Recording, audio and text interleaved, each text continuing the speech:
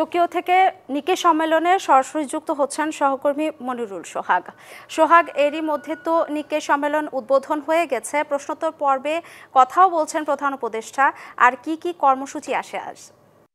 জানেন যে আসলে নিক্কেই ফোরামের ৩০তম যে সম্মেলন ফিউচার অফ এশিয়া সেটি আজকে আসলে আনুষ্ঠানিকভাবে শুরু হলো এবং প্রধান উপদেষ্টা ডক্টর মোহাম্মদ ইউনূস তিনি কিন্তু এই সম্মেলনের মূল বক্তা হিসেবে আসলে তার বক্তব্য দিয়েছেন এবং তার যে বক্তব্য সেটি উপস্থাপন করেছেন এবং তারপরে যে প্রশ্নোত্তর পর্ব ছিল সেই প্রশ্নোত্তর পর্বে মূলত বাংলাদেশ বিষয় নিয়ে আলোচনায় আসে এবং তিনি বাংলাদেশের ২৪শে গণ অভ্যুত্থানের বিষয়টি তুলে ধরেছেন, সেখানে যে সকল হত্যাকাণ্ডের বিষয় রয়েছে সেগুলো তুলে ধরেছেন এবং পাশাপাশি নির্বাচন নিয়ে কিন্তু আসলে কথা আসে। প্রধান উপদেষ্টা আজও পরিষ্কার করে জানিয়েছেন যে ডিসেম্বর থেকে জুনের মধ্যে তিনি নির্বাচন দিতে চান এবং একটি সুষ্ঠু এবং গ্রহণযোগ্য নির্বাচন দেয়াই তার উদ্দেশ্য।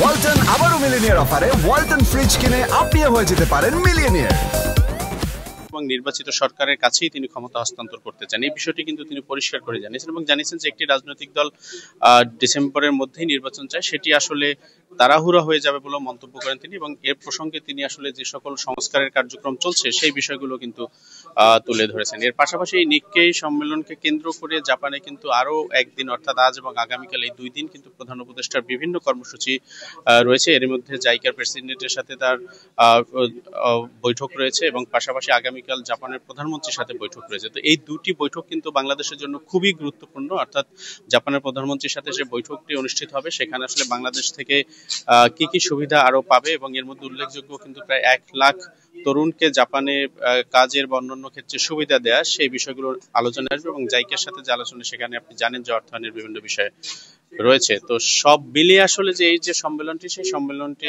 কিন্তু চলছে, আমরা সকাল থেকেই ছিলাম এবং নিশ্চয়ই পরে যখন অন্যান্য সেশনগুলো অনুষ্ঠিত হবে এবং সাইডলাইনে যে বৈঠকগুলো অনুষ্ঠিত হবে সেই বৈঠকগুলোর খবরও কিন্তু আমরা জানিয়ে দেবো। তো এই ছিল জাপানের টোকিও থেকে আজকের এই মুহূর্তের খবর।